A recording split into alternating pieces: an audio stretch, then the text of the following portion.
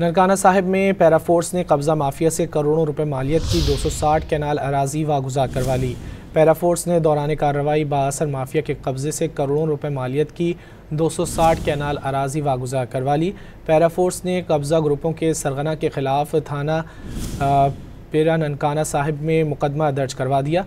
Para force की जानिब से मुल्ज़िमान की गिरफ्तारी के लिए छापे भी मारे जा रहे हैं।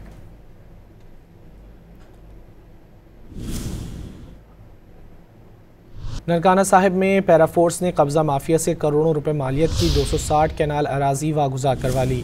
पैरा फोर्स ने दौरान कार्रवाई बाअसर माफिया के कब्जे से करोड़ों रुपए मालियत की 260 कैनाल अराजी वागुजार करवा ली। पैरा फोर्स ने कब्ज़ा ग्रुपों के सरगना के खिलाफ थाना पेरा ननकाना साहिब में मुकदमा दर्ज करवा दिया। पैरा फोर्स की जानिब से मुल्ज़िमान की गिरफ्तारी के लिए छापे भी मारे जा रहे हैं।